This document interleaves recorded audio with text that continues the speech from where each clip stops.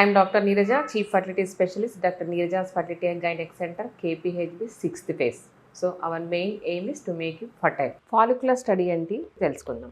So మనం పేషెంట్కి infertility patient female పేషెంట్కి మనము ట్రీట్మెంట్ స్టార్ట్ చేసినప్పుడు ఏ ట్రీట్మెంట్ అయినా కానివ్వండి, సో ఓవులేషన్ డ్రగ్స్ లేకపోతే ఐవీఐ ప్లాన్ చేసిన ఐవీఎఫ్ ప్లాన్ చేసిన మనము ఎగ్ ప్రొడక్షన్కి మనం డ్రగ్స్ అంటే మెడిసిన్స్ ఇంజెక్షన్స్ ఇవ్వడం జరుగుతుంది. సో అవి యాంట్రల్ ఫాలికల్ స్టేజ్ మనం second day third day scan చేసినప్పుడు ఆల్మోస్ట్ 4 mm 5 mm ఎగ్స్ ఉంటాయి. సో ఆల్మోస్ట్ మనం ఇచ్చిన ట్రీట్మెంట్ ద్వారా ఎగ్ అనేది ఆ 4 mm 5 mm స్టేజ్ నుంచి dominant follicle mature egg 18 mm 20 mm వెళ్ళడం జరుగుతుంది. సో ఈ పాత్ని మనము స్కాన్ ద్వారా ట్రాక్ చేస్తాం, దాన్ని ఫాలిక్యులర్ స్టడీస్ అంటాం.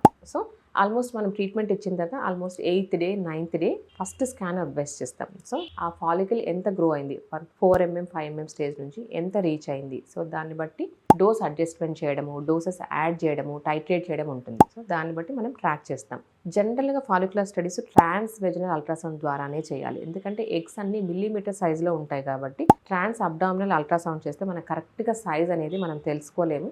కాబట్టి జనరల్గా ఫాలిక్యులర్ స్టడీస్ అని ట్రాన్స్ వెజినల్ అంటే ఇంటర్నల్ స్కాన్ ద్వారా మాత్రమే చేస్తాం. దట్టు మనం ఫాలికల్ ఎప్పుడు మెజర్ చేసినా కూడా ట్రాన్స్ వెజినల్ స్కాన్ను ఎక్కువ ఫోర్స్గా మనం పెట్టకూడదండి, ఎందుకంటే ఫాలికల్ అనేది ఫ్లూయిడ్ ఫిల్డ్ సిస్ట్ కాబట్టి సో మనం ఎక్కువ ప్రెషర్ అప్లై చేస్తే ఆల్మోస్ట్ అది మనము కంప్రెస్ చేయడం ఓవల్ షేప్ అయిపోతుంది. సో దానివల్ల డయామీటర్స్ కూడా చేంజ్ వచ్చేస్తాయి. సో మనం జెంటల్గా ట్రాన్స్ వెజినల్ స్కాన్ ద్వారా ఆ ఫాలికల్ అనేది చూసి రౌండ్గా వచ్చిన తర్వాత మనం ట్రాన్స్వర్స్ డయామీటర్ వర్టికల్ డయామీటర్ తీసుకొని యావరేజ్ డయామీటర్ చూసుకొని మనము ఫాలికల్ సైజ్ ఇవ్వడం జరుగుతుంది.